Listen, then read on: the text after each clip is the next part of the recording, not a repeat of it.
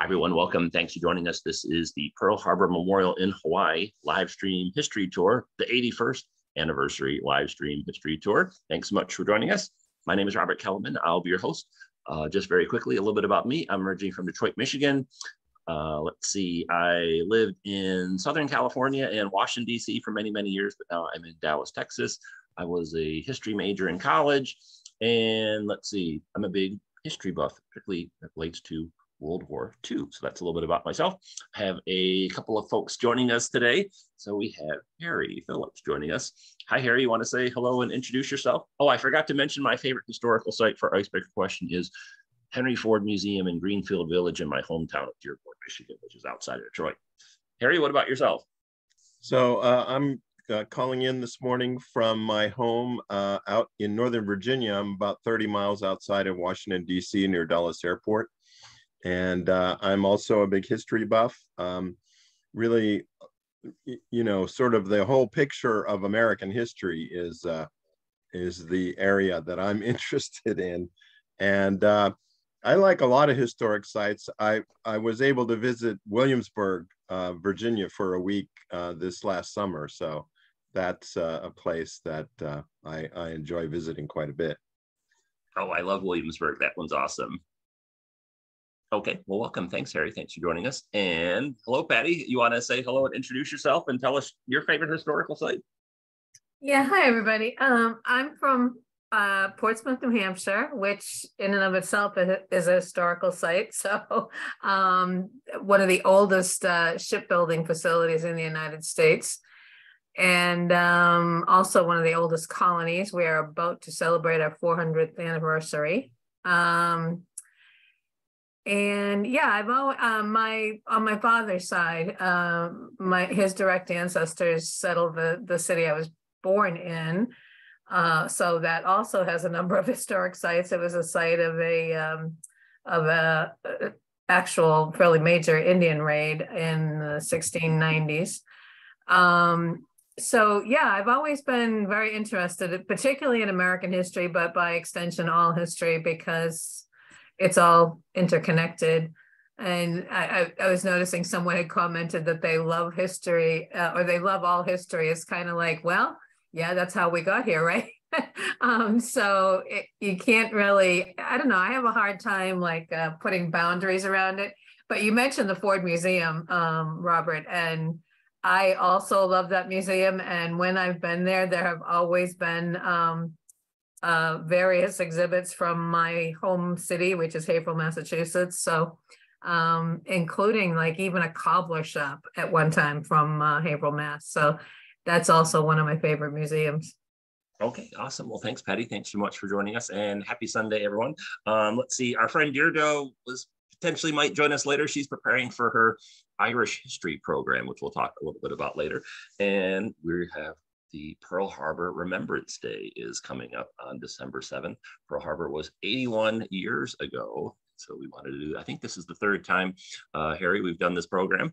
And then just a FYI later on tonight, we saw the clip a little bit earlier. We're going to be screening the film Tora, Tora, Tora as part of our film history live stream series. That'll be taking place tonight at 8 o'clock Eastern, 7 o'clock Central. If you signed up for that, great. We'll see you then. If you haven't signed up, don't worry. Just use the same Zoom link that you used for this program, and we'll see you at 8 o'clock Eastern. But before we get to that, we're going to be talking about the Pearl Harbor Memorial in Hawaii. So before we actually talk about the memorial itself, let's talk a little bit about the events that led up to the attack, which ended up leading to the memorial. So let's go through real quickly.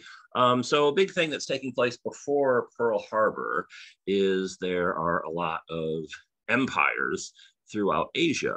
These are places that are being administered and or governed by foreign powers.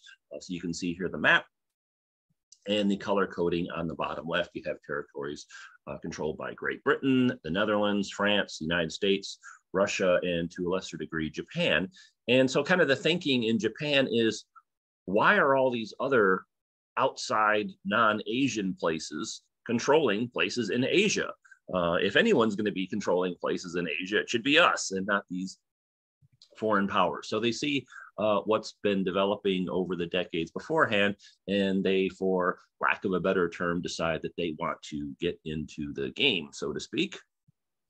And so that ends up leading to Japan moving into Manchuria and some other places. So just going through this just very, very quickly. And then so you can see by the time September 1st, 1939 rolls around, which a lot of people consider the start of the World War II campaign in Europe, you can see how things are laid out in terms of, again, France, Great Britain, Japan, the Netherlands, Portugal, and the United States. And so at that same time, Germany, of course, is expanding their empire in Europe. So you have the time of these two world superpowers, Germany and Japan, expanding their geographic footprint, so to speak. And that ends up leading to a response from various countries, including the United States. So this is a headline from the New York Times. One of the things that the US did to try and stop the Japanese expansion was they had embargoes on various things, including scrap iron and oil. So you can see the headline over here talking about this, and you'll notice the date on here, September 1940. And then here's a cartoon over here kind of making light of the fact. And then this is an interesting matrix. This is showing the amount of petroleum, steel, and scrap iron exports. So you can see here on the petroleum side, this is the number of imports that Japan had in total, and then also from the United States. And you can look at the big drop off in petroleum imports from 1937 to 1941. Similar type of situation with steel. See how significant that was. And it drops off to almost nothing. And then scrap iron, which is used for a lot of different industrial applications, that also drops off. So kind of the maybe two things that happened before this, the two key things is, again, Japan wants to get into the game of the territory expansion, and then the US responds, and other countries respond to that with the imports coming to either a halt or a significant decline. And so Japan has to do something to counter that. And so this is really kind of a, dominoes falling, and one event ends up leading to another event taking place, which ends up leading to the attack on Pearl Harbor. So that's like the very, very brief Cliff's Notes version. You could probably spend a whole program just talking about all the stuff that led up to the Pearl Harbor attack. But I just wanted to go through that very quickly so we could spend more time actually talking about the Pearl Harbor Memorial itself. And then just to give you kind of a sense of the size of the Japanese Empire during World War II, here's where Pearl Harbor is. The plan was never to take over Pearl Harbor, but really just to knock the US military out of commission. And you can see the size or the scope of the Japanese Empire during their peak of World War II. They really took over a large territory, and that ends up leading to the Pearl Harbor attack. So let's go through the American losses real quick. The Americans lost 4 battleships that were sunk, 4 battleships were damaged. There were 2 other ships lost, 8 other ships damaged, 188 aircraft were destroyed, 159 aircraft were damaged. There were 2,335 military personnel killed. Another 1,143 military personnel were wounded. There were 68 civilians killed and 35 civilians wounded. So pretty significant attack. And then on the Japanese side, they lost 4 midget submarines that were sunk. They had another one that was grounded. They had 29 aircraft destroyed, 74 aircraft were damaged during the attack. 64 of their personnel were killed, and 1 sailor was captured. And then just really quickly, the geography of Pearl Harbor. Here is the aerial view. And why is it called Pearl Harbor? Well, it's shaped like a pearl. This is where the Arizona Memorial is, and this aerial view. So you can see, of course, all the water and just all this stuff, so to speak.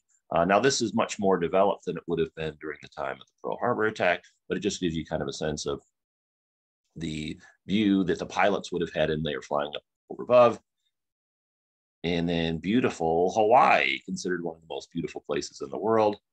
Really kind of a paradox that they had this tragic military event take place in such a beautiful natural setting. And then the two places we're going to be talking about today are for the most part, are the USS Arizona and the USS Missouri, and they are alongside one another.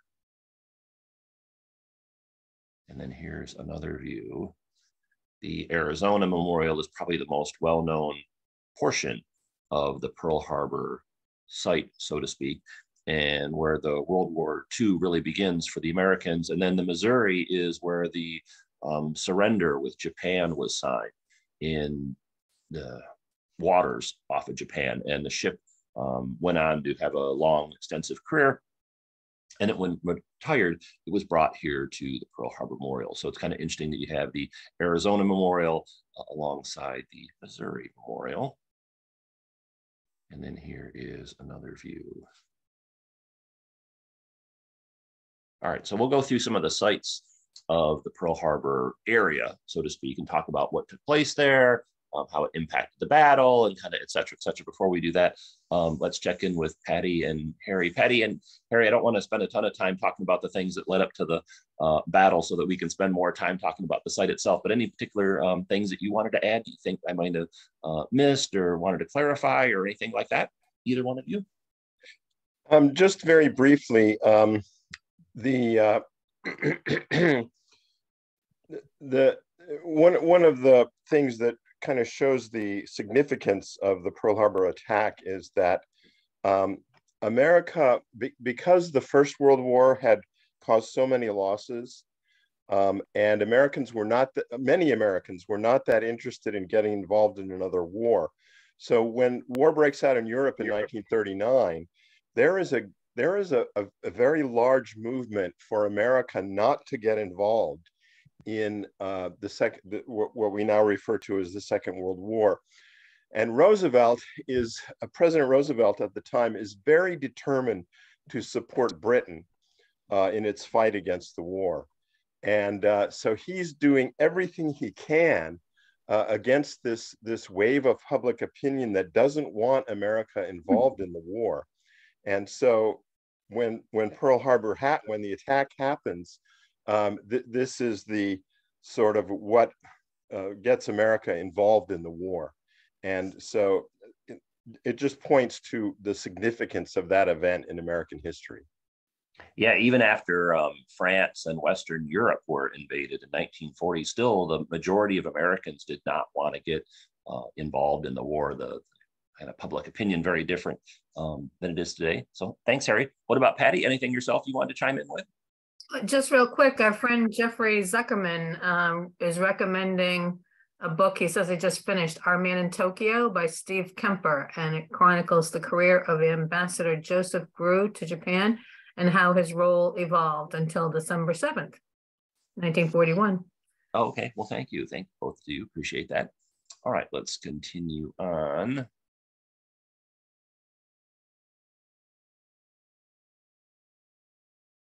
All right, let's talk about the site itself. So Pearl Harbor is, in terms of the attack, was a number of different sites. It wasn't all just concentrated in one place, although there were, of course, some areas that were on the receiving end of more damage than others. Let's first talk about Hickam Field, which is now called Hickam Air Force Base.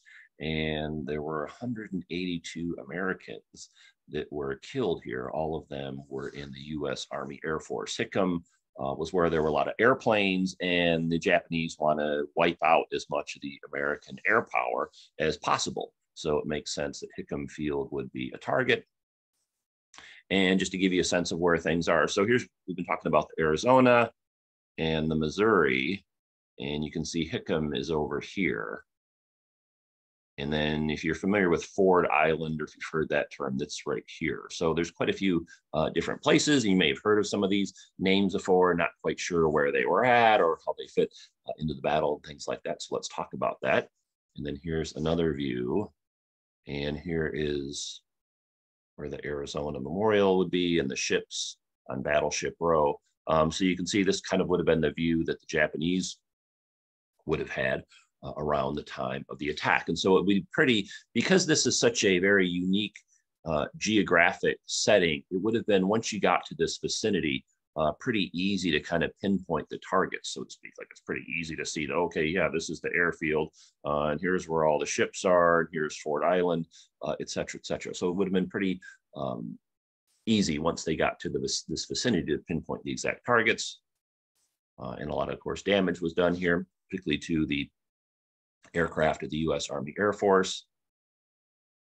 And we'll talk about the type of planes that attacked Pearl Harbor and the type of damage they did a little bit later in the program. What's interesting is you can go to Hickam Field. It's still in active use.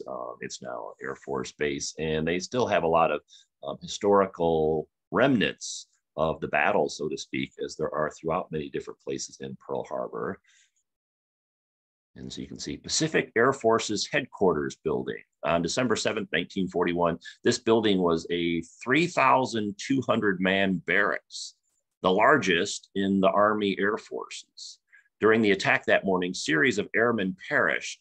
The shrapnel and bullet holes were left as a silent symbol of the sacrifice by those who were here, gave their lives. These walls also remind us of the need to remain ever vigilant in defense of our nation and our way of life. In 1985, the United States Department of the Interior designated a portion of Hickam Air Force Base, including this building, as a National Historic Landmark. And so here are some of the bullet holes. Look at that. So they've left these in place as a reminder of what happened. So very striking to see photos like this of the damage still visible on this building. And you can see things like that throughout the Pearl Harbor area. All right, let's talk about Ford Island, another important site. And again, here's our Arizona Memorial. Here's the Missouri. Hickam Field would be off to the left. And here's Ford Island. You can kind of identify it by this air control tower that's red and white. And then when you see images of Pearl Harbor and there's this long bridge, that's the Ford Island Bridge. It's leading out to the island. And then again, here is the Arizona Memorial. And then a view from the other side. And some photos from the damage. So these photos are really striking because you can see visually the impact of the damage. It's one thing to look at the statistics and the numbers, but when you see pictures like that, like, wow, holy cow, look at the building almost completely destroyed, on fire. Then another close-up, you can see the planes and other debris along the sides. And then I try to include a lot of famous photos from the Pearl Harbor attack and kind of put them in the geographic context so you can see where these images were taken. So it's just interesting looking at these two people here, looking off at the damage, must have been wondering what in the world is going on. And then there's a large museum complex here now. And of course, they have a lot of World War II type items to see, including the famous Flying Tiger airplanes. And then this is the famous landmark, the air control tower. And you can go upstairs and get this nice view.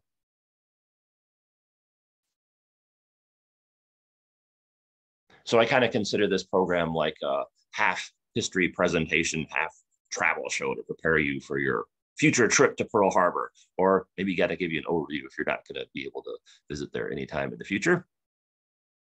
All right, let's talk about the museum a little bit, and then we'll check back in with Harry and Patty. So here you go.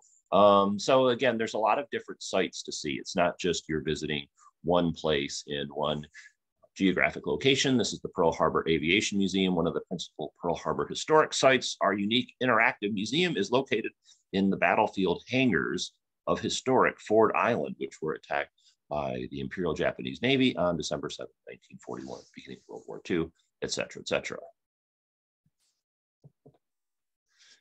Similar to the other building we saw, they've left the damage in place. So in the line of fire, look up at the glass windows on these hangar doors. They are pocked with bullet holes from the Japanese attack on December 7th, 1941. You are standing right where machine gun fire raked this hangar. No place on Ford Island was safe, although the primary target of the Japanese Navy were American warships. Japanese pilots also tried to knock out as many aircraft as possible, both military and civilian. Even the smallest plane could potentially follow the attackers back to their aircraft carriers and report their position to the Americans. So the attacking Zeros and dive bombers caused as much damage as they could to aircraft, hangars, and airfields on Oahu. And so there you go. Look at that. The bullet holes still in place for you to look up at. So this site has a lot of historic significance, and not all of it only related to Pearl Harbor or even World War II. So Amelia Earhart famously passed through Ford Island on her travels. And Amelia Earhart, the famous pre-World War II visitor, one of the first women to obtain a pilot's license. She did that back in 1923. She was the first female transatlantic flight.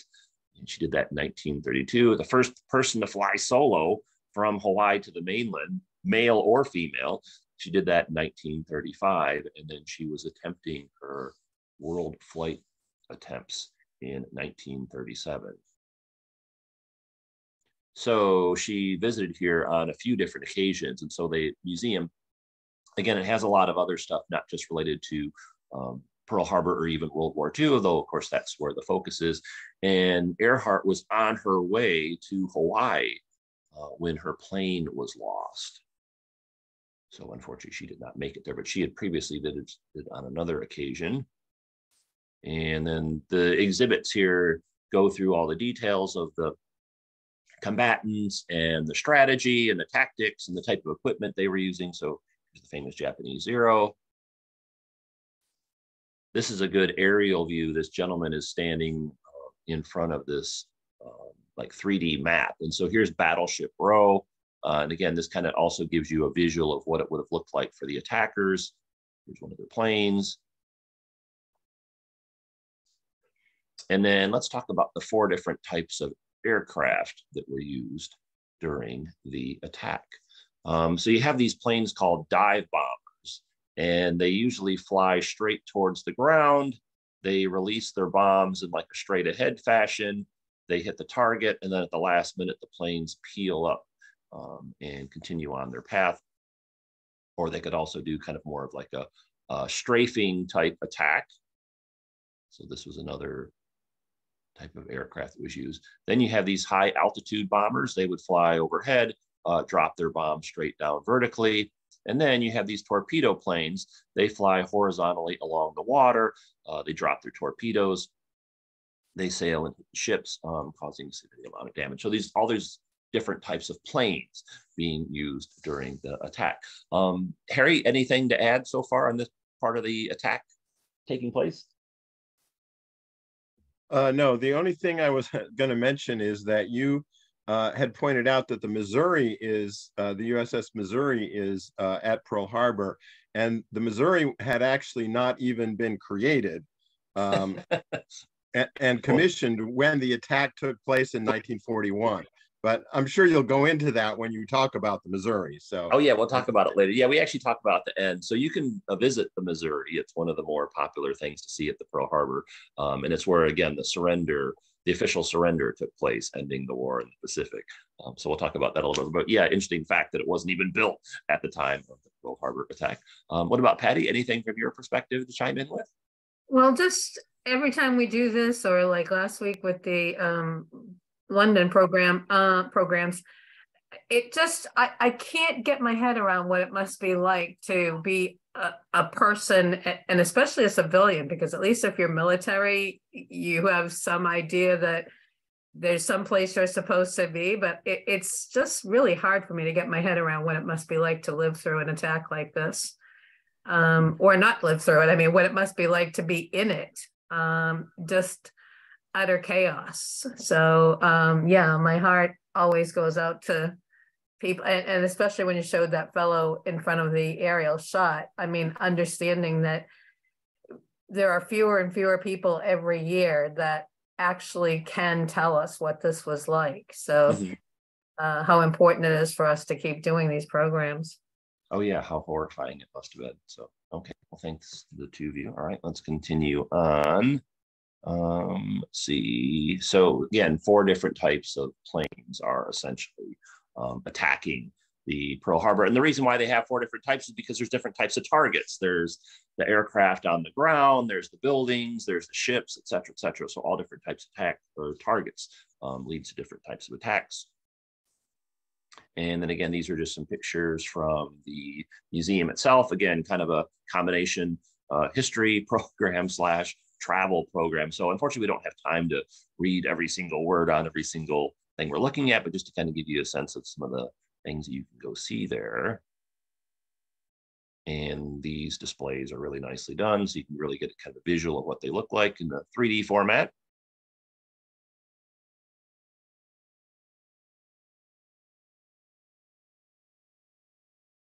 And here is the famous Mitsubishi Zero.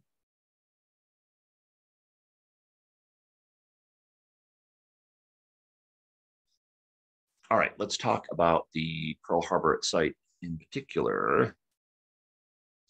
And there's a lot of stuff at this museum that's related to World War II and after Pearl Harbor, say. So for instance, the Flying Tigers, talk about the important role that they played in the air war. The P-40 Warhawk certainly wasn't the best fighter of World War II, but is probably was the best known as the first American single-seat fighter to be mass-produced. The P-40 served on the first day of the war and was still in service when the war ended, made famous by its paintwork. And there it is. Very distinctive looking.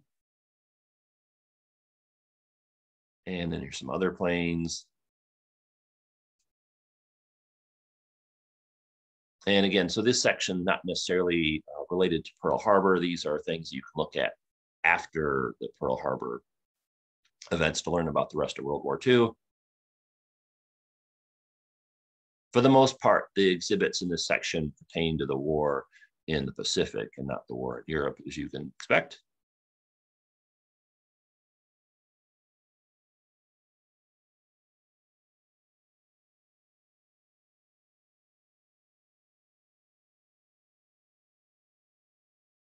This ship or this airplane was actually just brought into the museum several years ago. It was found on an island, and they packed it up and shipped it to Hawaii and reassembled it, restored it as best they could, and put it on display. So that's interesting.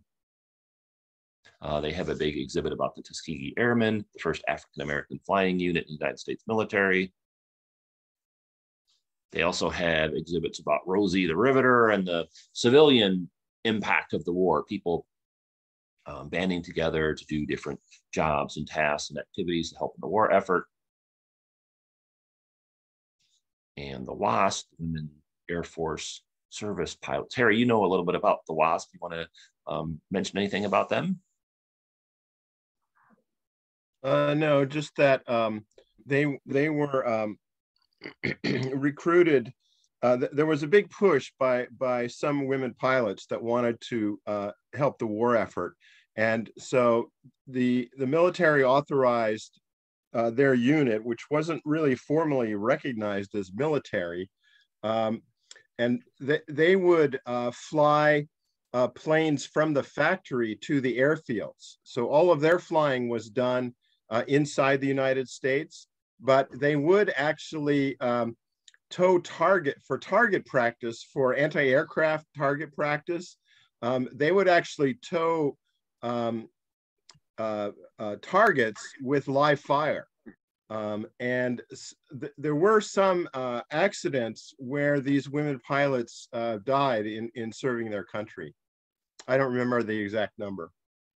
Yeah, they really play a significant role just because of increasing the number of personnel available to do these activities like flying these planes to different locations. So nice that they have an exhibit on that.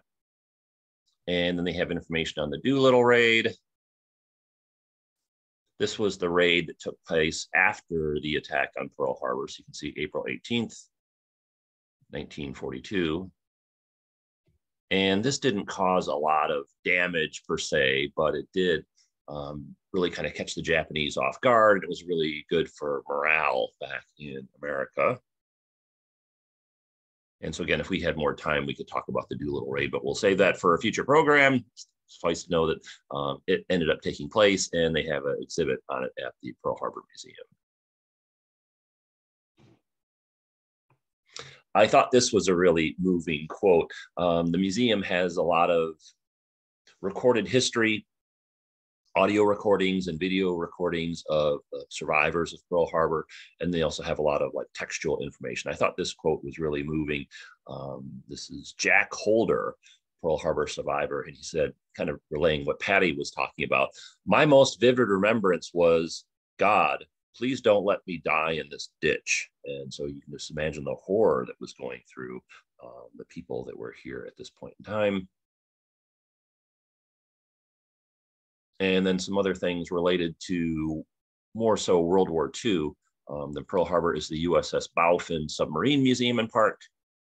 If you've never been on a submarine before, I've been on a few. I was never in the military, but I've been in a few museum submarines. Really interesting to go on these ships and see what they're like. So this is the US Bowfin Submarine Museum and Park. And you can see on TripAdvisor, it's really highly rated. So you could very easily spend a whole day here at Pearl Harbor going around and visiting all these different sites, and maybe even easily more than a day, because it would take you quite a while to go through the museum we just saw. This museum is also pretty large and has a lot of different things to see. They recently redid the exhibit. This is a picture from the museum building. This isn't inside the submarine itself, but I'll show you that in just a moment.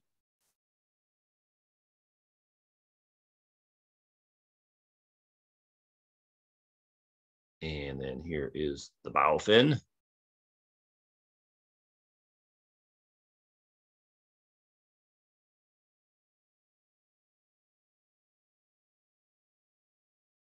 So the reason why this submarine is here is it's called the Pearl Harbor Avenger. It was launched on December 7th, 1942. So this also was not built at the time that Pearl Harbor attack took place, but 1 year afterwards. It was 300, or it is 312 feet long. So the submarines now, military submarines, are much, much larger than they were during World War II. They're really pretty cramped inside, and it was 27 feet wide. The crew varied between 70 and 85 men, depending on what was going on. The submarine was active in the Pacific Theater. It sunk numerous enemy ships, and it opened as a museum in 1981. And if you've never been on a submarine before, it's, again, just really fascinating, especially one like this that has such a historical significance.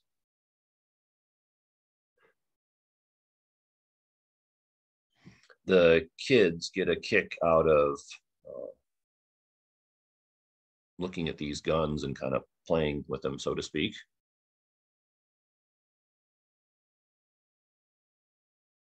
And so there's, if you look close, you can see two children there testing out their skills.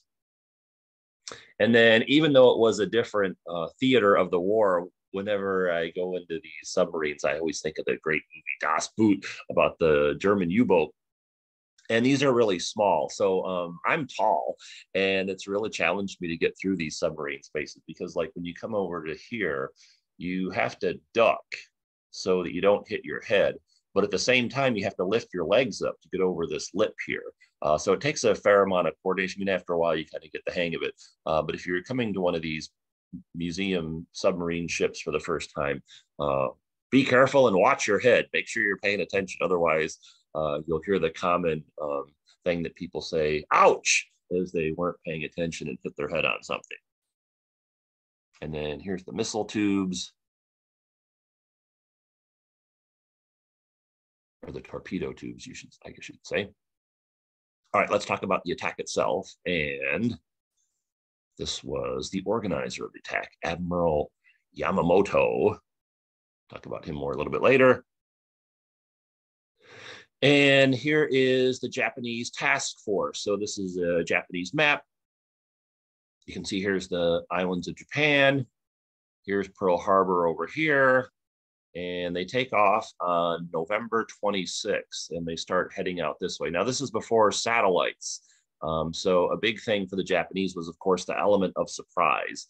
And so they're traveling eastward, and then they end up departing south, and then they position themselves here, and then the attack takes place here. And then they were really concerned about the Americans counterattacking them. And so they made their way back to Japan. And then this is another map showing you the island of Oahu. So here's Pearl Harbor. Again, it's called that because it's pearl-shaped. And then the planes come in waves. So there were 2 waves of attacks.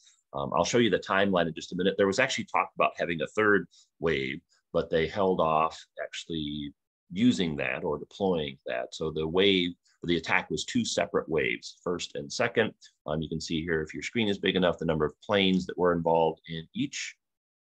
So pretty significant.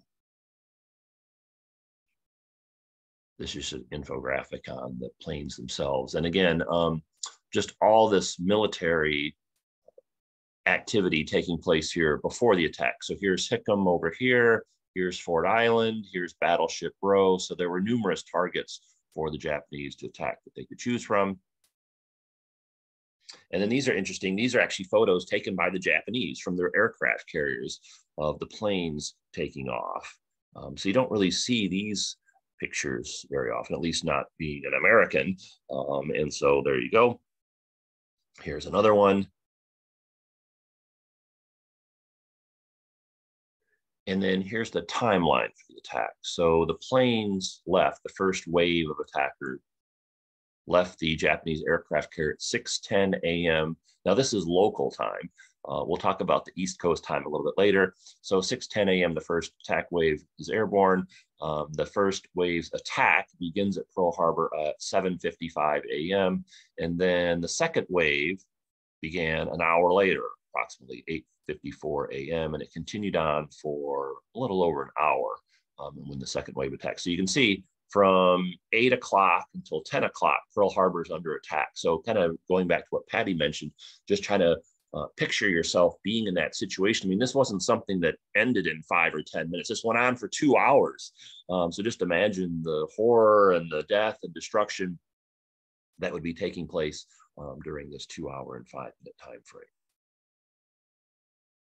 This is actually a photo that was taken by a Japanese aircraft during the attack. You can see another Japanese airplane over here, and then another one over here. This is Ford Island right here. And then this is where the Battleship Row is. So this is where a lot of the ships were sunk and a lot of the casualties took place right here. And again, kind of the significance of this photo is just because the way this is laid out, it would have been relatively easy to find the targets. Yeah, they were getting shot at by the Americans to a certain degree, but just kind of the layout of the geography made it a little bit easier for them to find the targets. You might not realize that in military campaigns, particularly in World War II, oftentimes the pilots would get to where they were supposed to be, but they couldn't find the exact target. Maybe more so like bombers that were doing high altitude attacks, but even to a certain degree, lower flying attacks like this as well. And then some of the more well-known or interesting images of the attack itself. I mean, look at the explosion caused there. And then here are the ships that are all lined up. So you can see the Nevada, the Arizona, the Tennessee, the Maryland, Oklahoma, West Virginia, et cetera, and some of the people that were involved in that. Now, Harry's going to talk about some of the Medal of Honor awardees, including these 5 gentlemen. So Harry, it's all yours. Take it away.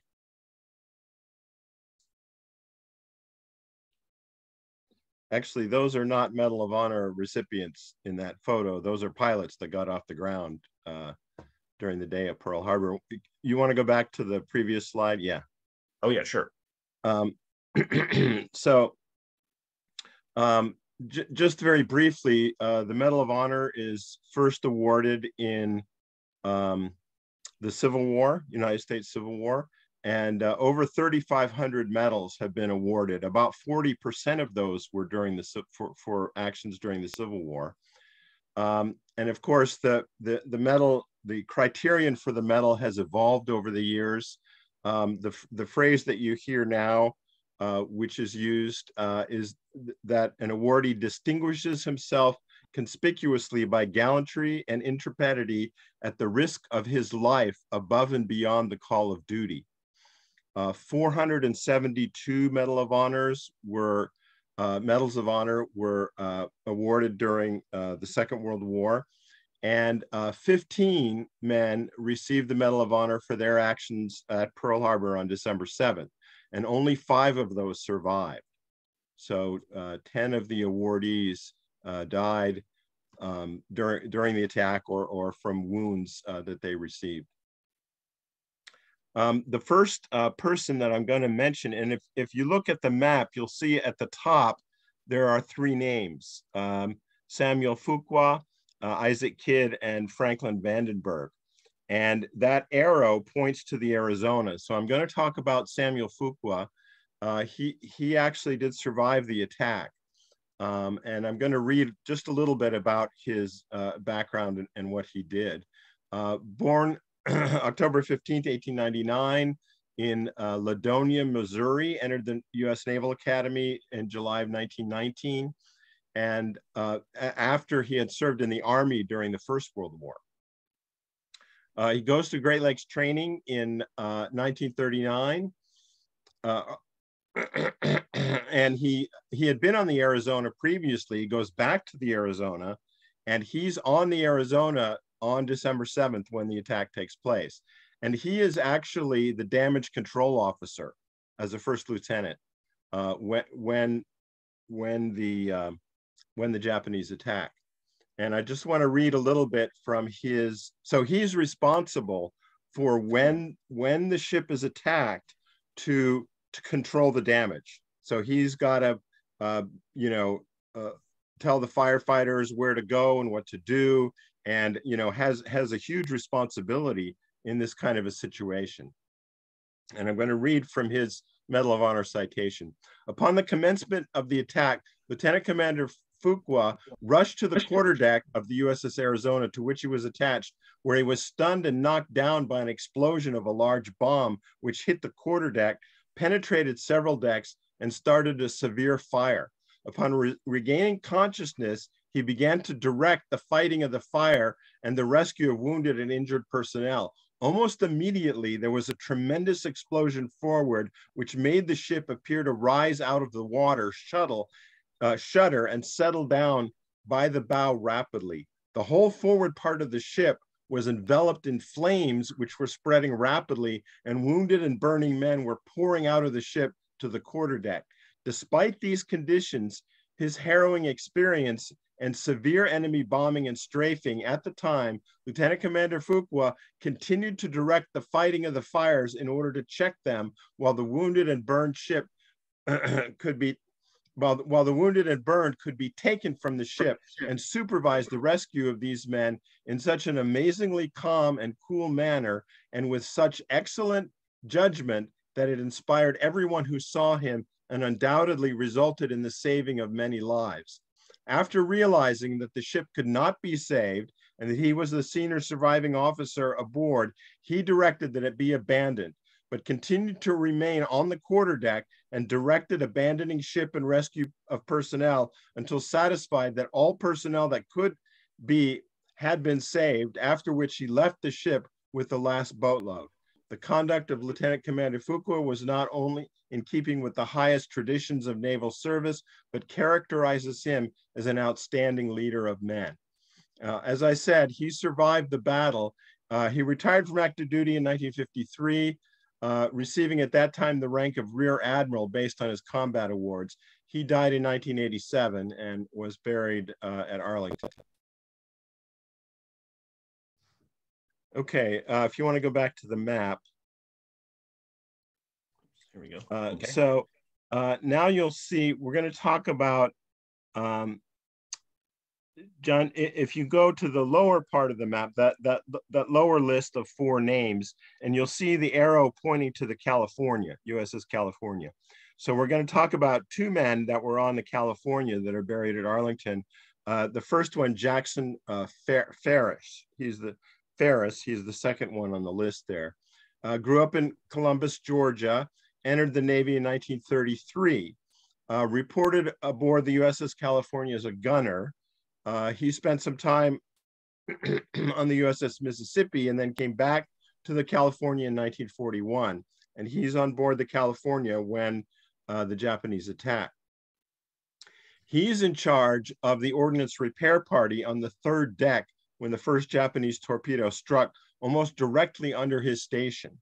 Lieutenant Ferris was stunned and severely injured by the concussion, which hurled him to the overhead and back of the deck.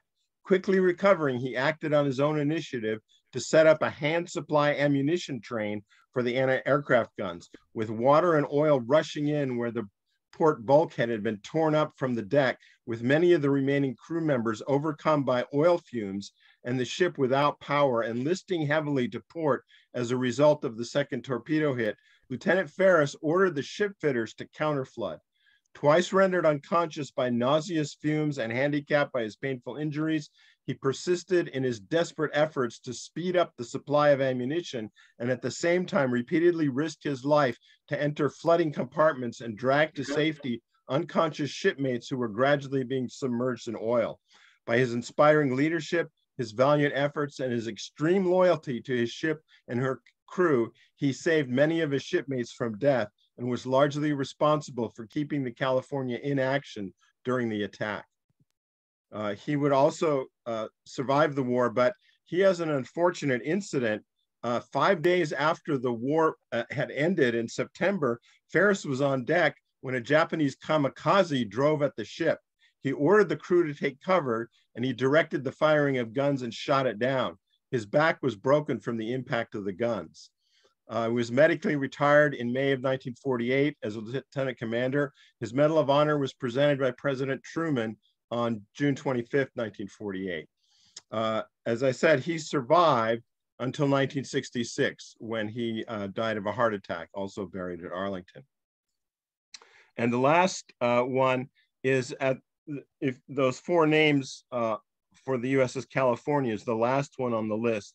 His name is Robert Scott.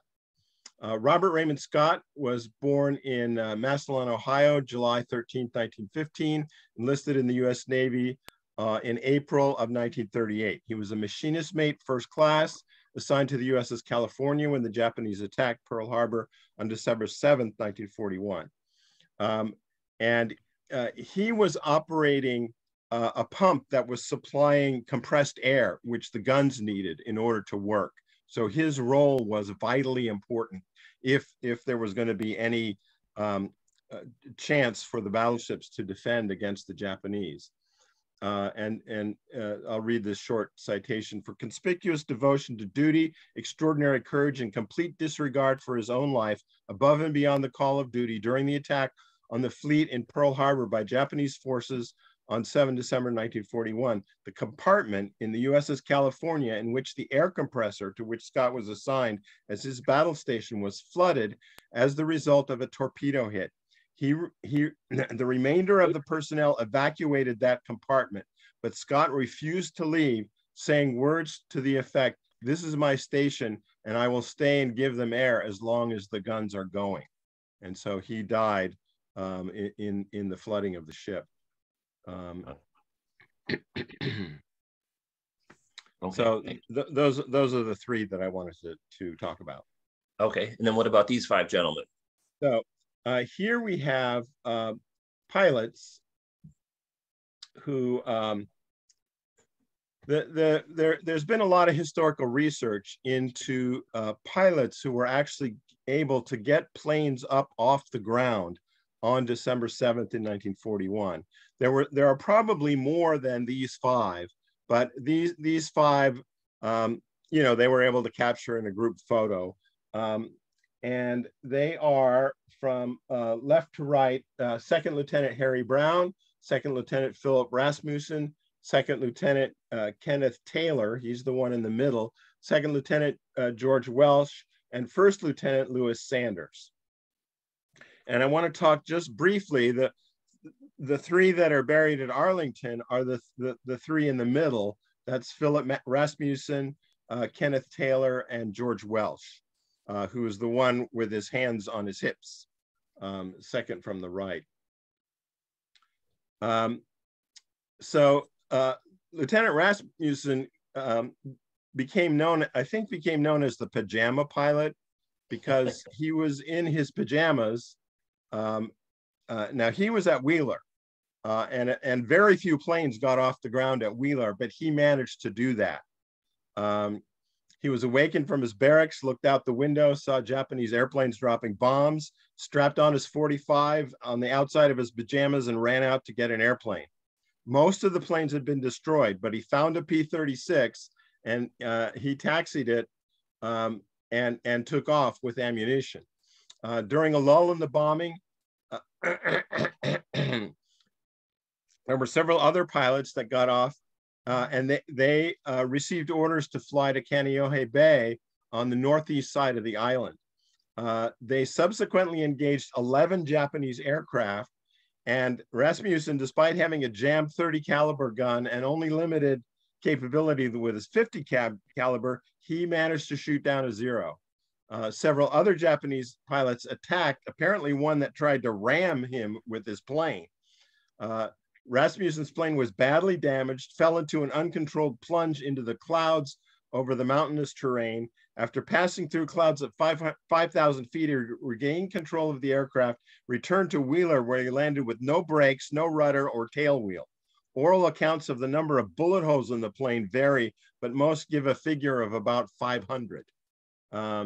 He stayed in the military after the war, eventually retired as a lieutenant colonel in the Air Force, and retired in 1965, died in 2005, and is buried at Arlington.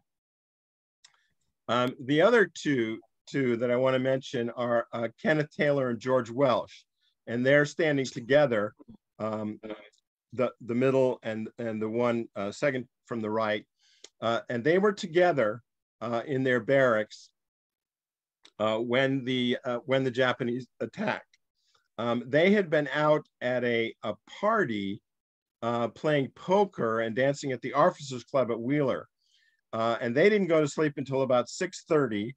They woke less than an hour later, 7:55, to the sound of low-flying planes, machine gun fire, and explosions.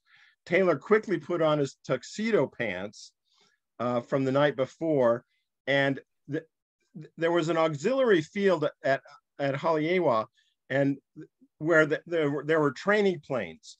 And Taylor figured that the Japanese might not know, or that might be a secondary target because it wasn't one of the main airfields. So they decided to get into their Buick and race like crazy to get to that field where they could get into a plane that, that might not have been destroyed already by the Japanese attack. And I think this scene is shown in the Tora Tora Tora movie, where they're driving like crazy from Wheeler to get to this field. They actually get strafed by Japanese planes on their attempt to reach the field, and they find two P-40s that they can get into that have ammunition. So after they took off, they head towards Barber's Point at the southwest tip of Oahu. Initially they actually saw the B-17, American B-17s that were coming in. And finally, they're strafed by at least 12 Japanese dive bombers during the second wave of the attack. And although these two pilots were outnumbered 6-1, they immediately began firing on the dive bombers. Taylor shot down two and was able to damage a third. They both ran out of ammunition and went back to Wheeler Field to get more ammunition. Now, the ground crews didn't want to even try to reload the planes they convinced them that they had to get back in the air and keep fighting, which happened. They both got in. When Taylor or Welsh took off again, he had landed and was already reloaded. The men who were loading Taylor's ammunition left the ammunition boxes on the wing as they scattered to get away from the bombers. Taylor quickly took off. Both pilots realized that they might become targets as they were taking off, but they managed to get back up into the air. Taylor headed for a group of Japanese aircraft due to a combination of cloud and smoke. He entered the middle of the formation of 7 or 8 Zeros. A Japanese rear gunner from a dive bomber fired at Taylor's aircraft, and one of the bullets came within an inch of Taylor's head and exploded in the cockpit. One piece went through his left arm and shrapnel entered his leg. Taylor reflected on the injuries in a 2001 interview, saying, "It was no consequence. It just scared the hell out of me for a minute."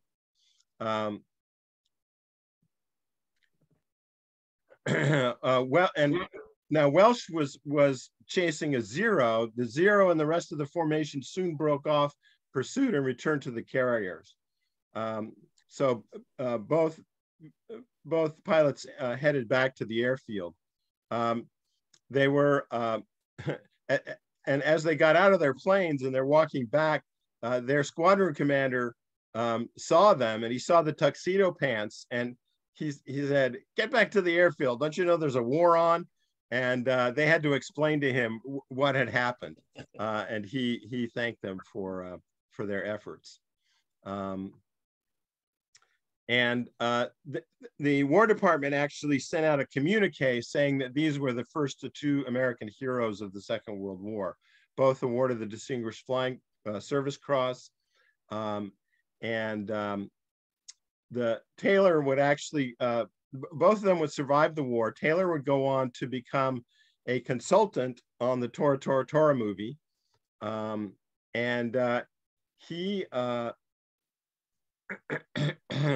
actually became an ace. He was able to shoot down 5 Japanese actually 6 airplanes in all during the course of the war. He retired as a colonel in 1967 and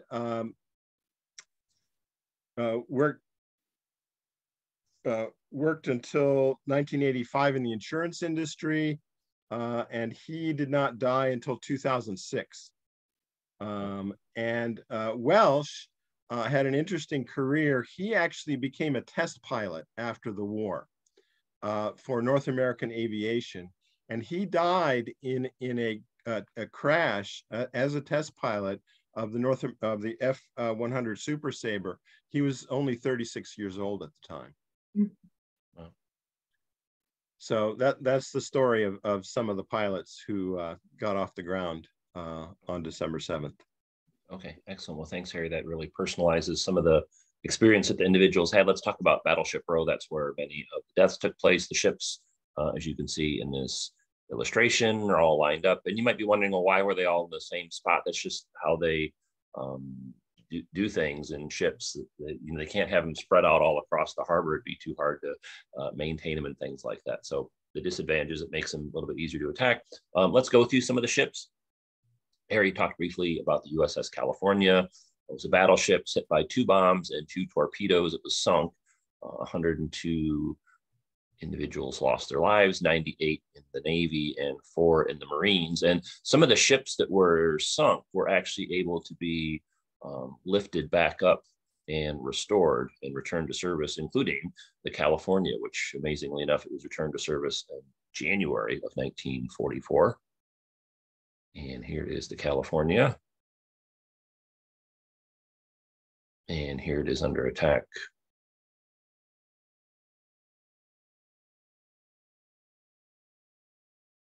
And the damage.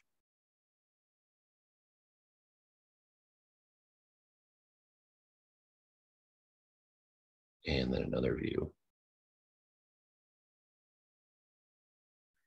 Another ship that was attacked was the USS West Virginia. It was struck by 2 bombs and 7 torpedoes. It sunk and 106 members of the Navy lost their lives. And it also was returned to service in July of 1944. So interesting that the attack was designed to eliminate a lot of these ships, but some of them were really only lost temporarily. Yeah, there was a lot of death and destruction, but some of the ships, interesting that they were able to salvage them and get them returned back into service. Here is the West Virginia.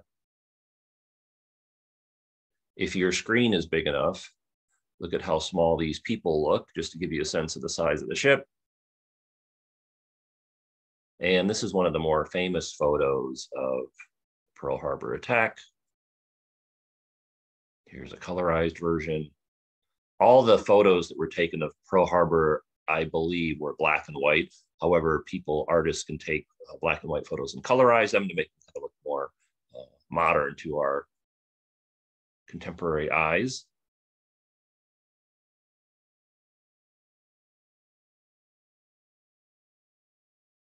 And these are people going in to help try and rescue survivors.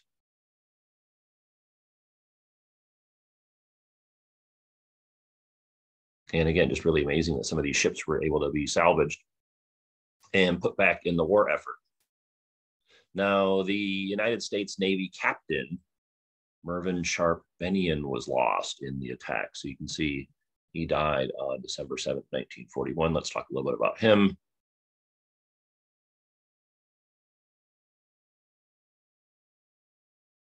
Here is his grave marker.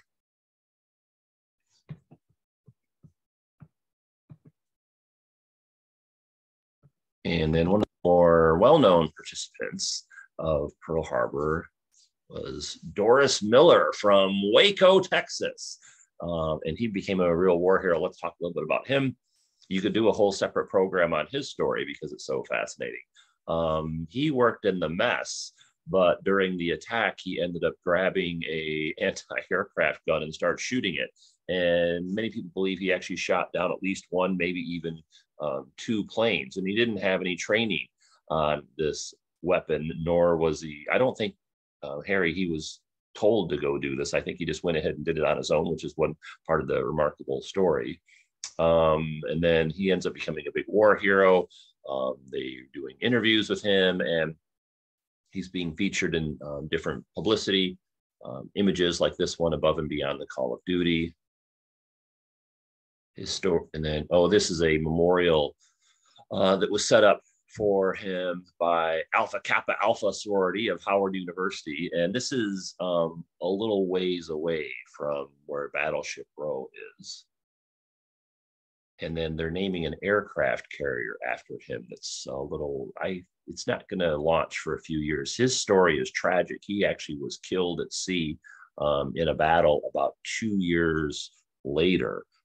So unfortunately, he did not survive the war, Doris Miller. But really exemplifies kind of the heroic efforts of some of the people involved in the Pearl Harbor attack. Again, he was working in the mess. The attack takes place. I also believe he helped get some people to safety. And then he's most well known, though, for shooting this gun off. They actually feature this briefly in the Pearl Harbor movies, or if you ever watch a show or anything like that about it. Harry, anything you want to add about these two gentlemen? No, just I don't. The Mervyn Bennion, I don't know much about his story. I did look it up. His grave is actually in Salt Lake City, which must have been where his family was from. The Dory Miller, yeah, I need to read more about him, but he was actually ordered to help put ammunition in the gun. He was ordered to help the gunner to load it with ammunition. But the gunner is incapacitated. So Miller has a quick 2-minute explanation of how to use the gun and then starts firing. So, it's a special story in U.S. Navy history. Yeah, I've researched him quite a bit. because I'm now here in Texas and he was from Waco. And I was thinking about I would do at some point a special program just on him because he had a really fascinating life before the war, just different things he was involved in, and then what takes place after the Civil War. So if you want to learn more about Dory Miller, we'll talk about him on a separate program at some point in the near future. So be on the lookout for that. Real American hero. All right, let's talk about the USS Oklahoma. It was a battleship, was hit by 5 torpedoes. It capsized and was lost, and 429 people lost their lives, 415 from the Navy and 14 from the Marines. And here is the Oklahoma.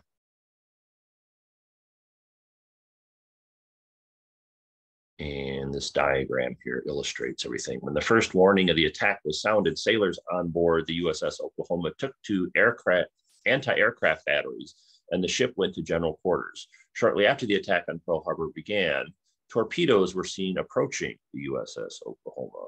One portside machine gun opened fire, but the force of the explosion and the oil and water thrown up by the first torpedo stopped it. Because of the rapid heeling of the ship and the oil and water on the decks, it was impossible to fire the guns effectively. And so this gives you an indication of how this particular ship was lost. So it's attacked from this side at 7:56, and within 4 minutes it starts listing, and then a few minutes after that it's listing really bad. And then it finally ends up flipping over. And so you can imagine there were people trapped inside of here that couldn't get out for various reasons. It would have been loss, so horrific loss of life here. You'll notice that Pearl Harbor is not very deep, the water. And that was one of the things about the attack. The Americans thought that the Japanese might not be able to use torpedo bombs here because traditionally, those need much more of a water. Once they're dropped in the water before this, they would typically need much more water to avoid hitting the ground. And so there was some thought in some circles of the military that the Japanese wouldn't be able to do this kind of attack because of how shallow Pearl Harbor was, but the Japanese had made improvements to those implements where they were able to use those. And these also are some of the more well-known photos of Pearl Harbor. Just look at all that smoke pouring out from Battleship Row. And then this is an interesting story. This is Father Schmidt, and he was down below when the ship was attacked, and they were trapped. So if you can imagine being in a ship, it's under attack, it starts listing, there's passageways that are blocked off, you can't get through. And so the area where he was in was filling up with water quickly. And there were several men with him, and they told him to go ahead and leave. But he was still helping other people get off the ship first. And so he actually ended up helping 12 other men to safety before the water ended up overcoming the space that he was in. And he was lost on the ship, but really heroically, he did save 12 other people, and he sacrificed himself in the process to do so. And here are a couple of other gentlemen that were on the ship.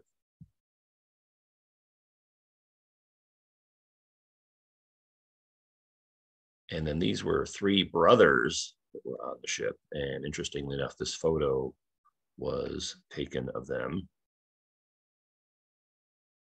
Harry, did you want to talk about any of these other figures?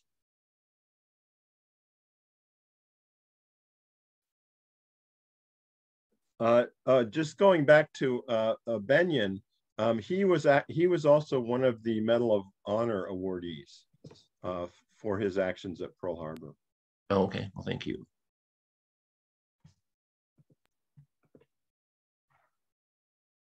And then again, just more pictures of the damage and destruction.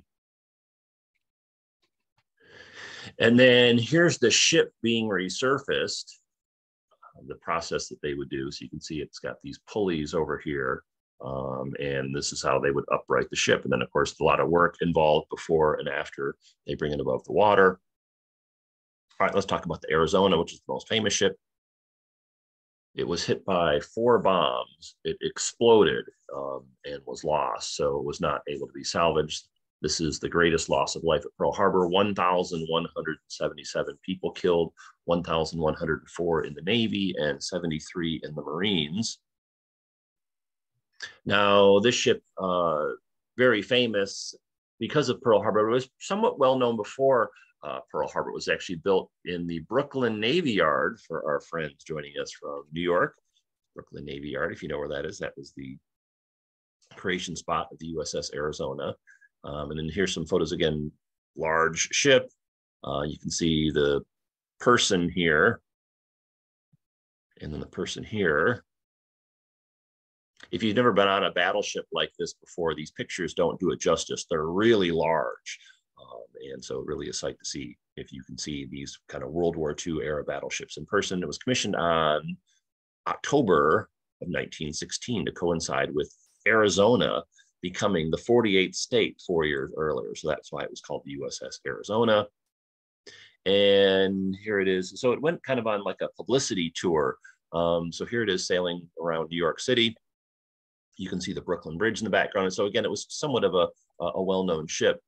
And then here's an interesting illustration of it. Notice here, you can see it has these launchers where they could drop seaplanes in the water and have the seaplanes take off, and the seaplanes would land on the water, approach back towards the ship, and the ship could kind of scoop them up. So it has some of those. And then here you go, USS Arizona, circa 1941.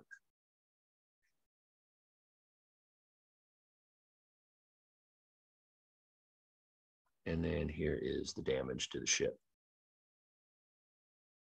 So this ship, one of the attackers actually hit the ammunition and it exploded.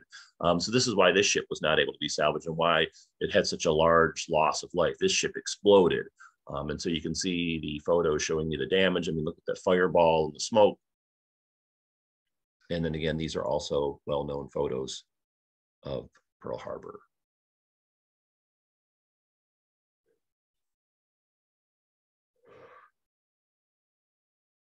And it's just very touching looking at these photos. Look at the men here that are coming to the rescue and trying to battle not only the flames and the smoke, but also before this photo was taken, there would have been attacking aircraft, and there's oil in the water, and some of the people themselves are probably injured, and mass confusion, et cetera, et cetera. So just really incredible photo. And then another one showing some of the damage. And then this is the ship's clock, showing when the end took place. And then here's the ship after the attack. So it doesn't look like this anymore because they've taken off these top sections that were above water. Again, the Pearl Harbor is not very deep compared to some other ports throughout the world. And so this, say, structure here is no longer sticking out of the water. That was removed. I'll show you some pictures of it in just a moment. And this is the United States Navy Rear Admiral Isaac Campbell Kidd. He also was lost at Pearl Harbor. And he was from Cleveland.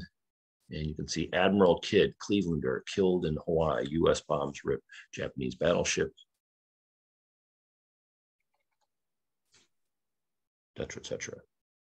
And he's buried at the Naval Academy. Harry, did you want to mention anything about Admiral Kidd? If people get a chance, they should check out the cemetery at Annapolis Naval Academy. It's a very moving place. Yeah, he is actually the highest ranking casualty at Pearl Harbor and is the first U.S. Navy flag officer killed in action during the Second World War. He was also a Medal of Honor recipient. And as you can imagine, the heroes of Pearl Harbor, like other places, their hometowns, obviously very proud of them. And then this is an interesting story. Ship's band killed at Pearl Harbor. all 21 musicians on Arizona died passing ammunition from below to guns. They get music awards. So actually the band, the USS Arizona ship's band, had performed in a contest a short time before Pearl Harbor. That's where this picture is taken. And all of them were lost on the Arizona. Here's actually a picture from that contest they were in. And so, of course, during the attack, they're not playing music. They're helping out with the counterattack by passing ammunition. And unfortunately, all 21 members of their group were lost. And then if you're interested, if you're in Phoenix, Arizona, they actually have the USS Arizona signal mast. It was recovered from the ship. It's on display near the Capitol in Phoenix, Arizona. Go visit that and pay your respects. Here is a close-up.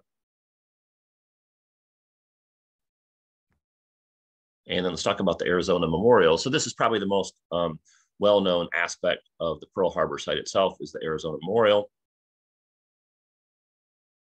A 180-foot memorial honoring the 2,388 Americans who died during the Japanese attack on Pearl Harbor. And here it is. So this is the outline of the ship here. Here's the outline, and it's below water. And so you can see they've taken off most of the metal or iron structure work that was above the water for various reasons. And then the memorial sits perpendicular on top of the remnants of the ship. And you have to take a boat to get here. So that's what this is pulling up here. There's the loading dock, and you get off. And it's not a extremely large memorial. It doesn't take a extended period of time to visit. But again, we just talked about all these different things that you can go see at Pearl Harbor. This gets a lot of visitors, both civilian and military, both American and people from other places. Here's an aircraft carrier passing through. And here's some Navy members paying their respects.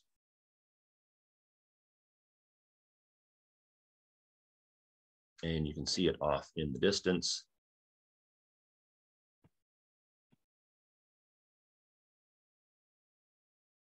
The ship is still leaking oil and other fluids. So that's been a little bit of a concern, like say from environmental perspective. You're not allowed to go just diving around here on your own. Just FYI, so these are divers from the military that are checking out the ship. And then it's been deteriorating because it's been underwater. And so you can see this is what it looks like now, but it's deteriorating. And then this is one of the sections that's level above. So you can't go over here and see this or swim around or anything like that. But it's just really interesting that it's sticking out of the water. Very vivid memory of what took place.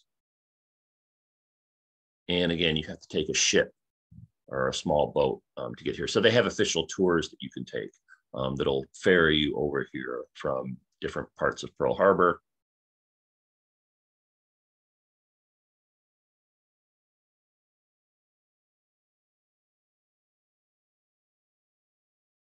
And it's a very distinctive architectural design. It's, if you had to list what are some of the more well-known memorials in terms of like just looking at it, readily identifying it, you would definitely have to put this one on the list just because it's so distinctive. There's the air tower we saw earlier from Ford Field, just to give you kind of a proximity where you're at. And then you go inside and it has the names. To the memory of the gallant men here entombed and their shipmates who gave their lives in action on December 7th, 1941 on the USS Arizona. So here's Navy personnel, their names, and the Marine Corps personnel are over here.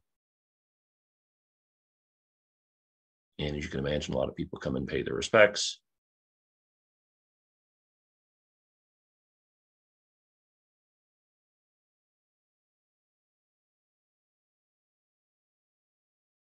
And the site is administered by our friends at the National Park Service. They always do a great job.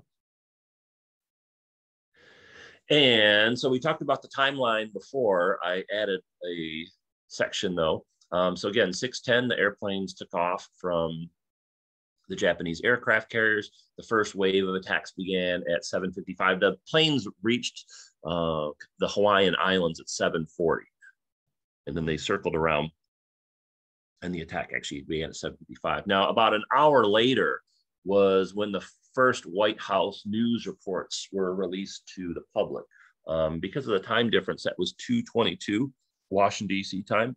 And then the information just started flowing out from all different sources since then. So if you're talking to people that were on the mainland United States that were alive during this time, or if you're reading accounts of it, you can kind of focus on the fact that, at least for people on the East Coast, the news started coming out after 2:22 p.m. I think the first radio broadcast was just a few minutes afterwards.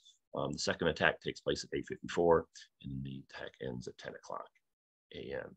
And again, just to kind of review the losses. So 4 battleships sunk from the American side, 4 battleships damaged, 2 other ships lost, 8 other ships damaged, 188 aircraft destroyed, 159 aircraft damaged, 2,335 military killed, 1,143 military wounded, 68 civilians were killed, and 35 civilians were wounded. Now, then the Japanese losses.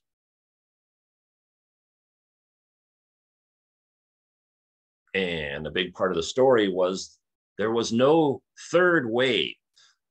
And so that was a really big turning point, or a big significance of the battle, was the fact that there was no third wave. The Japanese have been contemplating sending one more wave in to do even more damage.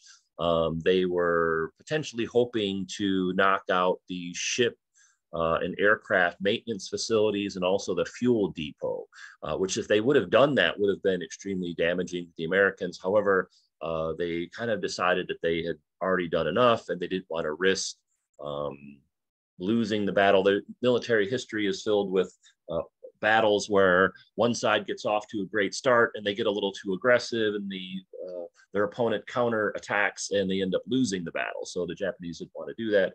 Ironically enough, all 6 of the aircraft carriers on the Japanese side that participated in the attack were all eventually lost during the war. And then we'll talk about some of the things that took place after Pearl Harbor in just a moment. And we'll also go through kind of a quick review of the Missouri, which you can go see if you visit Pearl Harbor. But one of the key takeaways is the aircraft production. So after Pearl Harbor, Japan produced 62,000 aircraft, and the United States produced 280,000. Now, there were other allies in the World War II war effort as well, besides the Americans, but you can see the big disparity there between aircraft. A very similar thing for ships and tanks and guns, et cetera, et cetera. But before we continue on, let's check in. Oh, and I forgot to mention this also. So one of the Japanese key targets was the American aircraft carriers, the Enterprise, the Lexington, and the Saratoga. But they weren't there. They weren't at Pearl Harbor. The Saratoga was in San Diego. The Lexington was 500 miles north of Pearl Harbor, and the Enterprise was 200 miles to the west. And so these big targets the Japanese were hoping to strike, the aircraft carriers, they really wanted to knock these out of the war. They were not even there. And so that regard is a very important point, because the aircraft carriers played a big point in turning the war later on at places like Midway. And then again, here's the aircraft production, 280 to 62,000. Also, the disparity of aircraft is noteworthy in the sense that later on, the American aircraft are more technically advanced on average than the Japanese were. But before Pearl Harbor, you could probably say the opposite. And there's this famous line from the great film Tora, Tora, Tora, which we'll be watching a little bit later. I fear all we have done is to awaken a sleeping giant, and for him with a terrible result. That's a line that potentially did not say. We'll actually talk more about that in the film itself a little bit later. But let's check in. Patty, we haven't been able to circle back with you for a little bit. How's everything going? And anything to add or anything you wanted to point out? Well, we have a couple of things that seem interesting. Jan Paulson wrote that she wrote 21 windows. I'm not sure if she meant the artistically mullioned windows right surrounding the names or the windows themselves, on the monument are supposed to represent a perpetual 21-gun salute. Do either of you know anything about that? Okay, no, I don't have a great picture of that, but yeah, thanks for pointing that out. Okay, anything else to chime in with? Oh, she says 7 windows on each side of it. Okay, that's what she's referring to. I wasn't sure if she meant these mullioned windows here, which are interestingly artistic and not necessarily clearly in keeping with the rest of the design, but interesting thought. And Frank Crone refers to having read that, and I imagine he's talking about military. It sounds like he is, that there are fewer than 100 American survivors from the attack on Pearl Harbor, and wanting to know if either of you know how many Japanese attackers of Pearl Harbor are still living. And thank you, and keep giving us these great online programs. I don't know that data, but that is really interesting point. So, do you have any idea, Harry?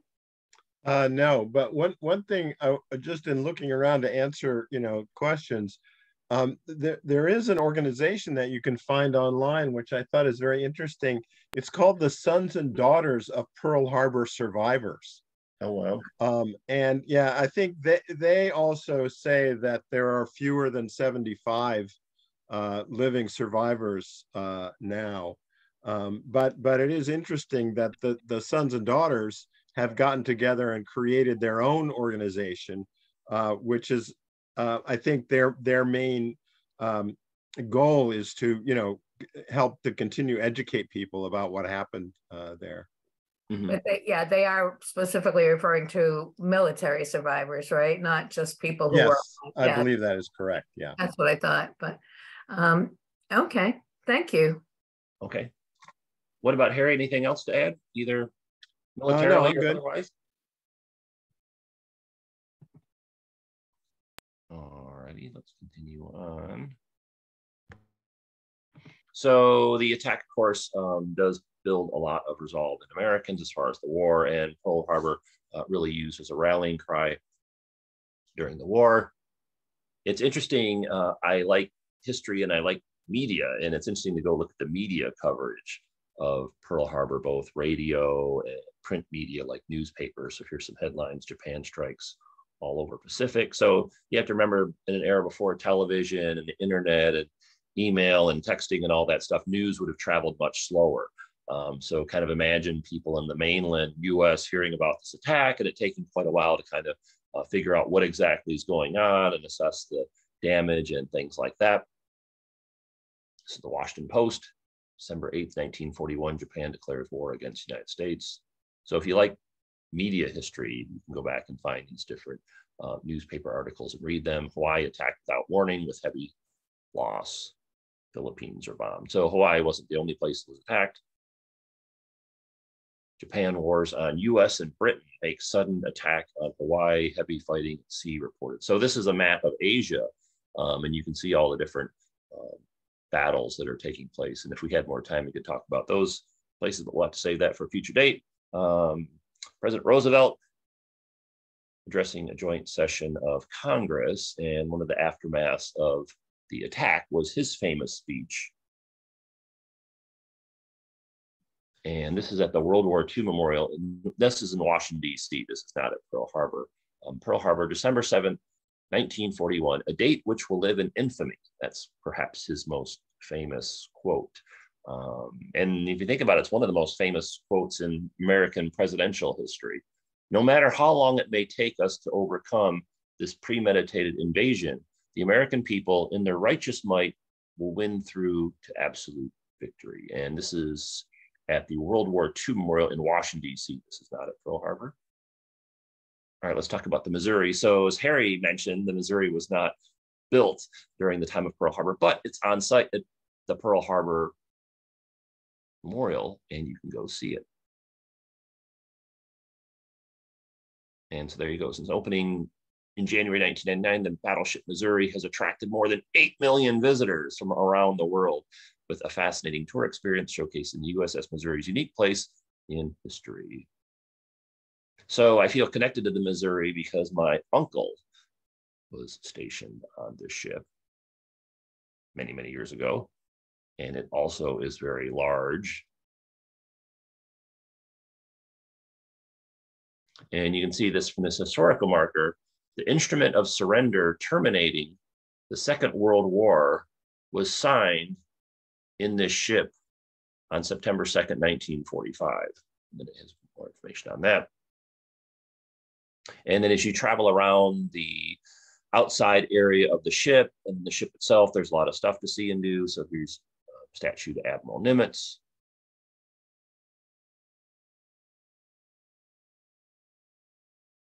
And some photos from the ship itself. We're in the home stretch of our program here. So I just want to give you some info on the Missouri so you can make sure you know more about this and check it out. And a very large ship. And here it is. And you can see it facing the Arizona Memorial, which is a really nice compliment to the Arizona. And then here's the Arizona Memorial with the Missouri in the background. And so it's really nice how they put those two side by side, one representing the beginning of the war for the Americans and the other representing the end of the war for the Americans. This is on the Missouri itself. You can see beautiful Hawaii off in the distance, and this looks small in this photo, but this is the Arizona Memorial there.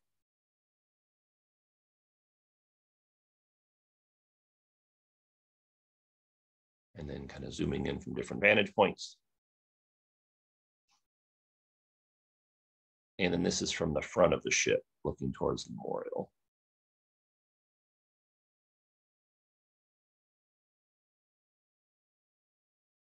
And then look at these big guns. So look at the size of these people here. And then look at how small they are in comparison to these massive guns of the Missouri. And if you look over here, this is one of the shells that it could shoot. So look at the size of this shell compared to these people. And I'll give you a close-up of the shell in just a minute. There's another view of the guns. And so this is one of the main weapon systems of ships like this, these massive guns. And again, look at this door. And then this person over here. And then this massive gun. And there's three of them just right here. And imagine that being hurled towards some target. An anti-aircraft gun. The sight. The bridge. Down below.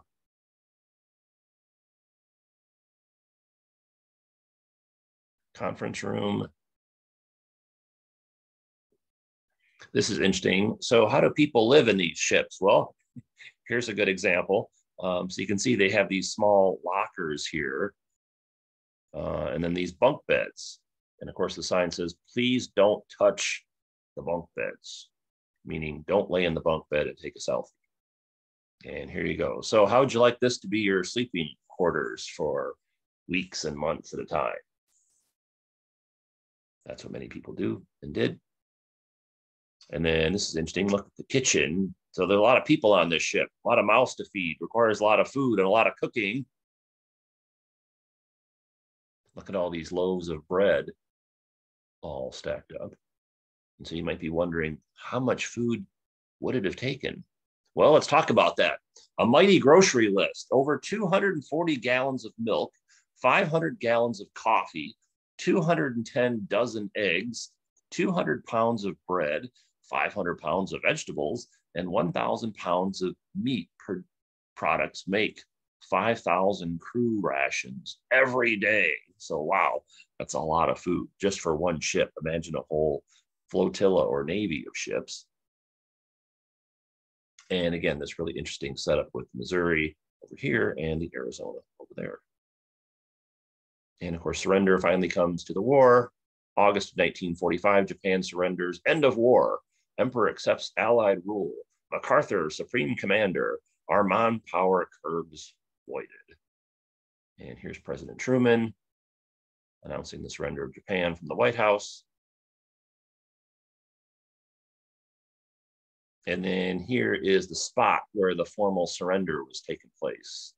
So they have this marked off here. This is where the actual document was signed. On this spot, on September 2nd, 1945, the instrument of formal surrender of Japan to the Allied powers was signed, thus bringing to a close the Second World War. The ship at that time was at anchor in Tokyo Bay. In Tokyo Bay, at 9:04, September 2nd, 1945, Japan's foreign minister signs the instrument of surrender by command and in behalf of the Emperor of Japan and the Japanese government. 20 minutes later, World War II is over. And so here's a famous photo. Imagine being on this ship at this point in time and seeing this historic event taking place. The harbor was filled with American ships, and there was a show of force with aircraft, hundreds and hundreds of aircraft flying overhead, kind of as a show of force, so to speak. And then here's some photos from that event taking place.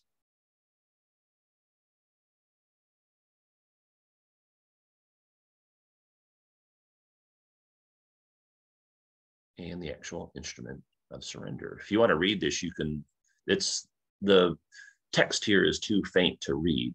But if you do want to read the actual document, it's easy to find at different places on the internet.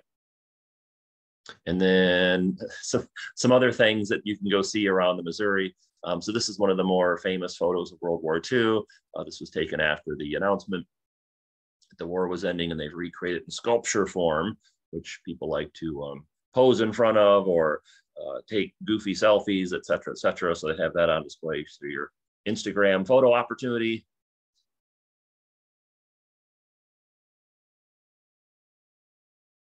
And the sun off in the distance with the beautiful American flag. All right, well, that's been our Pearl Harbor Memorial Hawaii live stream tour. So we have a couple more things to go over, but before we do that, let's check back in with Patty and Harry. Patty, we'll start with you. Any other things to add or mention or chime in with before we wrap things up? It's a very moving program. Cindy just mentioned, and I think I may know an answer, but she's questioning how could there have been 240 gallons of milk at their disposal every day. I think, as has always been the case, they probably relied a lot on powdered milk. And a lot of our innovations that we take for granted as civilians, I think, have come from various military operations, including a lot of things that developed out of the space from the space program, and computers being another major example. So I don't think you had all that much liquid milk on there on any given day, but it was reconstituted, I think. Unless they went into port, but yeah, there were no cows on the ship. And no pastures, yeah. But that, I mean, when you think about that, and the bread, it wouldn't have been there in loaves. They would have had to bake that every day, but still, that's an incredible amount of food that would have taken up a great deal of room on any given ship. Oh yeah, when constantly need resupplying, and again, that's just one ship. And so yeah, when they would go into port, they could load things up, or they could have deliveries from other ships that would bring things. Yeah, it would have been a real logistical challenge to feed all these different personnel on the ship. Yeah, absolutely. Yeah, and yeah, I think that was the major. Somebody else brought up, the issues about Roosevelt having been warned and that sort of thing. But I think that's something you go into a little bit more tonight, right? Yes, yeah, during the film program. Mm-hmm. Yeah, we'll talk more about the that part in the film program. Okay, and again, we just talked about, Barbara is still asking how often and technically did the carriers get resupply, but that I don't know those kind of details. That was figured into how they moved around, and I'm sure in emergencies and wartime, there were times when rations got tight, as in any particular station in the war, right? Oh yeah, definitely. I'm more of a big picture person. I don't exactly. Me too. I don't know. I mean, that is a good question. Like how would that work, and how would that how often would it have to take place, and were there any, what kind of interruptions were there? But unfortunately, I don't know those details. Right. And again, I mean, we know story after story in any given conflict. I mean, food distribution and shortages and starvation are all huge issues, both among military and civilians. So those are all strategic issues.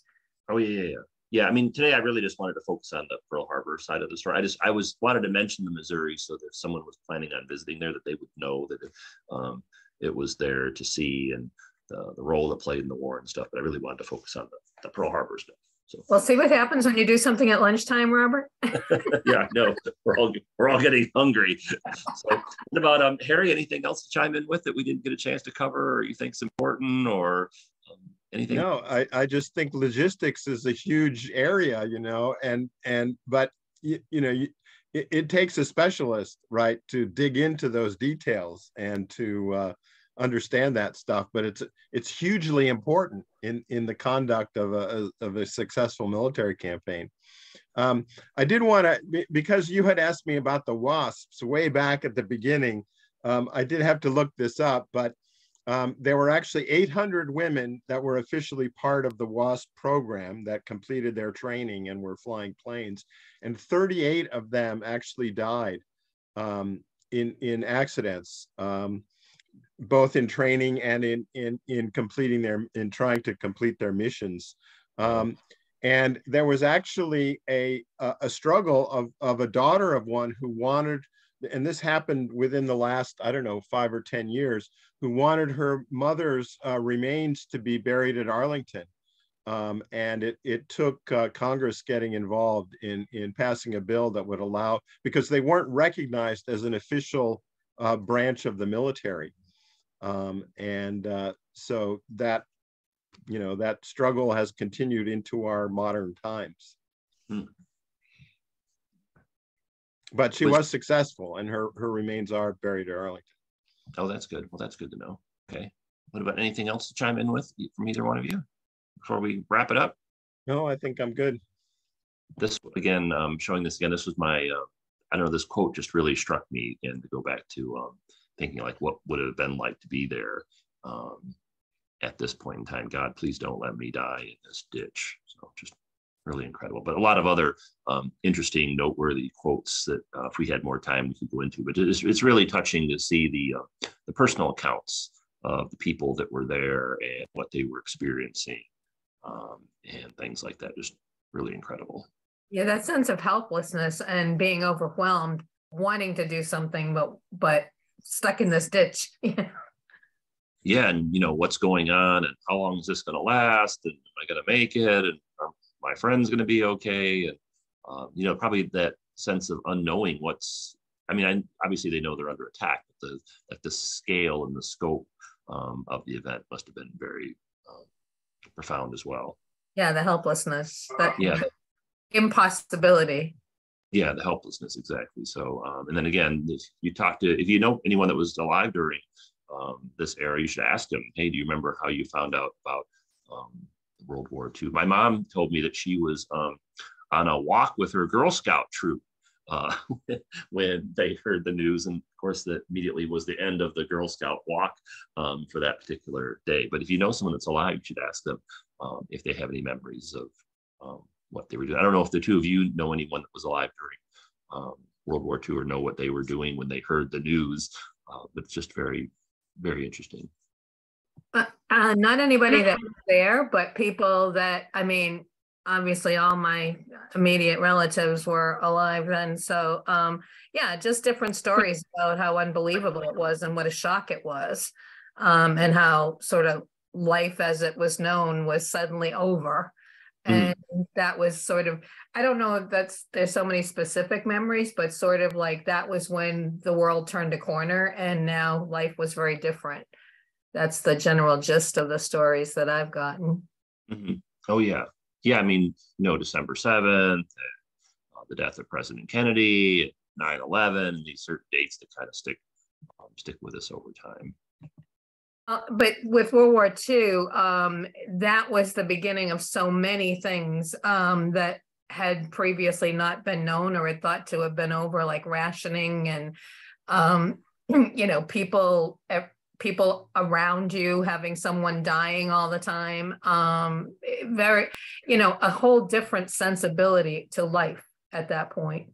Oh yeah, the whole trajectory of the world really changes after World War II. That's what I mean. Yeah, like politically, militarily, socially, culturally.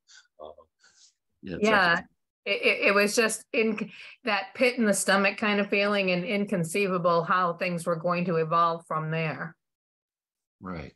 Okay. What about Harry? Anything else to add before we? No, just to add on to that, if you include the few years right after the Second World War, when the communists take over China, there's a good argument to be made that we are still living in the World War II era. Yeah, that is a great point. You're absolutely right. You know, that the alliances that were formed in Europe after the war are the ones that are still in place now, and that the you know, in a sense, if you look at events, you know, after the war, the conflict in the Ukraine is sort of an echo of that, you know, sort of time frame. Oh yeah, look at our own country. We were very isolationist for the most part for World War II, and then after that, we've been very active in world affairs, for better or for worse. All right, well, let's wrap it up. I did want to play. So this is the Pearl Harbor Memorial in Hawaii live stream tour. Thanks so much for joining us. I'm going to stop the recording. So appreciate everyone participating. Thank you very much.